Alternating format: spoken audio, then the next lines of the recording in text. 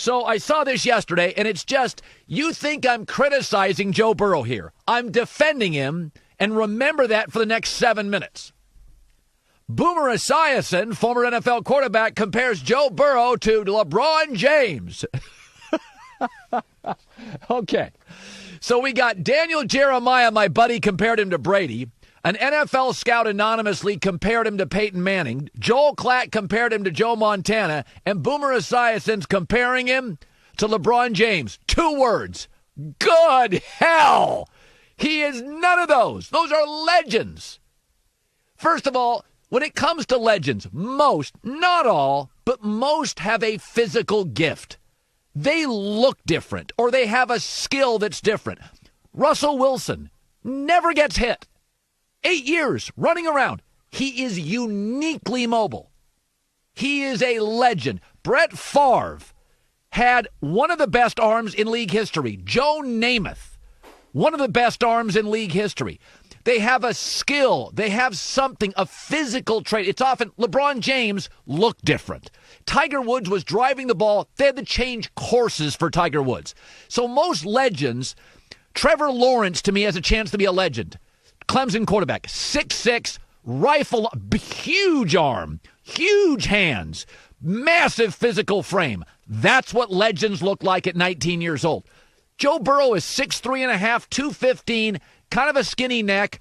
They say average arm. It's not a special arm. His hand size is 9. That's below ideal hand size. He's not physically blowing you away. John Elway walked into this league, first year in the league, strongest arm. Brett Favre, strongest arm. Aaron Rodgers walked in. Dan Marino walked in.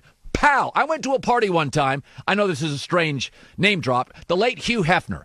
He had the Hef's mansion in real ritzy part of Los Angeles, right? So I got invited to a party, and there was all sorts of stars there. Peyton Manning towered over the crowd. Peyton Manning is 6'5". Have you ever seen Peyton Manning in person? He's 6'5". Big head, big shoulders, big butt. He's a big man. There were all sorts of boxers and celebrities there. Peyton, you could see him from 50 feet away. Peyton Manning was big. Tom Brady in person, 6'5". You ever bumped into Tom Brady? Tom's huge. The average American man's 5'10". Tom Brady's 7 inches taller. He's big. He's got big hands. He's got a big butt. These are big athletes. Most legends, LeBron looked different. Tiger looked. Magic was a 6'9.5" point guard.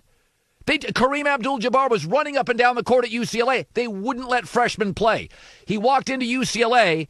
The Bruins were the national champions. Kareem Abdul, he was Lou Alcindor at the time, walked in to UCLA. He was longer and stronger and faster than all the other players who had just won the national championship. He led the freshman team to a 30-point rout at UCLA over the national champions the previous year. He was physically different. Wilt was physically different. Magic, LeBron, Michael Jordan, well, he was so let's just start with that. The physical dimension. He doesn't have it. He's Tony Romo. He's a pro athlete, but he's not physically impressive. The second thing is that it took him years to produce. He only produced in college, not even at LSU, because he didn't produce at LSU his junior year. He only produced when everything went right. Legends produce despite obstacles. He wasn't good his junior year at LSU. They had all these NFL players. He wasn't any good. He completed 57% of his throws at LSU. Tua was great day one. National championship game, great day one. That's what legends do. Justin Fields, Ohio State sophomore, great. Best player arguably in the Big Ten as a sophomore. Do you realize only 6 players in the first round will probably be seniors? Great jumps off the television screen early. You don't sit around and wait for everything to line up perfectly. Then you lead it to winning. That doesn't. Again, Joe Burrow, you think I'm ripping him. People are calling him a legend. He's not physically elite, and he didn't pop until his final year in college. That's not the way legends work. There's only one comedian in the history of comedy that was a late starter, Rodney Dangerfield. Jon Stewart, Bill Maher, the Dennis Millers, the Steve Harveys, these guys were like 17, 18, 19, 20 and had agents and scouts all over them and were popping. Jerry Seinfeld, Jay Leno, Chris Rock. They didn't hit at 42. They didn't hit at 38. at 21 years old. Andre Agassi, tennis. Serena Williams, it's 12. You don't wait. They don't grow into. Kevin Garnett was like 16 years old, and people are like, he's the next great thing. LeBron was 15, the chosen one. Bryce Harper, cover of Sports Illustrated, 16. So legends look different, and legends don't grow into it. Well, what about Tom Brady? There are exceptions, but it should be noted, Brady physically is way bigger than the average NFL quarterback. You put Brady next to Aaron Rodgers. Tom is significantly bigger. And Aaron's great. He is significantly bigger than Aaron Rodgers. He stands next to Dak. He's bigger. He's a 6'5.5" quarterback, Brady, who got drafted by the major leagues in high school. He is a special athlete. You look at Lamar or Russell Wilson, he doesn't add up there physically as a speed guy. So here's another thing to remember. So physically, he doesn't look like a legend. Secondly, he popped only when everything lined up for him. But here are the players taken of all the current starting quarterbacks in the NFL. Here are the quarterbacks taken as the first quarterback in their draft of the current starters. Kyler Murray, Baker Mayfield, Jared Goff, Matt Ryan, Matt Stafford, Mitch Trubisky. Here are the current starting quarterbacks in the NFL taken as the second quarterback in the draft they were in. Patrick Mahomes, Carson Wentz, Aaron Rodgers, Drew Brees, Sam Darnold, Daniel Jones, Phillip Rivers. A lot more wins. Why? Because Joe Burrow's not going to have the kind of coach Mahomes does, or Wentz does, or Brees, or a Rodgers. When you go first, you go to a worse team, a worse owner, a worse GM, and generally a worse scouting department. So Burrow's going to have a major disadvantage, not to mention he enters a division now which is stacked defensively. He enters a division against the Rooney family in Pittsburgh. Steve Bisciotti owns the Ravens. Those are two of the top 5 ownership groups in the NFL. What does that mean? They hire better coaches, they have better scouts, they have better executives, they have better organizations. If you go back 20 years, and you take the Ravens and the Steelers seasons.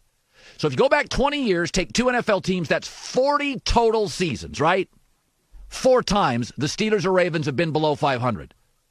The Bengals in 4 years have been below 500 4 times. Burrow's not a legend. He's not physically a legend. Legends don't wait forever to pop. Don't give me this Michael Jordan. He got cut from his high school team as a freshman. Michael Jordan was a McDonald's All-American who got recruited by, at the time, the most notable coach in college basketball, Dean Smith. Dean Smith was bigger than Coach K when Michael came out. And then Michael won a national title as a freshman at Carolina. And then broke into the NBA and was a blizzard offensively, a relentless tiger, a blizzard. You couldn't stop him. Players couldn't get along with him. Coaches, he got him fired, but he was relentless. Larry Bird couldn't stop him. The Pistons couldn't stop him. Now, he couldn't carry the Bulls over those teams, but they couldn't stop him. So these, oh my Lord, we've got him stacked up as Peyton Manning and LeBron James, and it's just so unfair. He's going to be a nice NFL player. We got to take a deep breath on Joe Burrow. He's been compared to Brady, Peyton Manning, LeBron James, and Joe Montana. Give me a break on this stuff. He's going to be Tony Romo. No titles, good kid, works hard, gets his brains beat in by better organizations in the same division.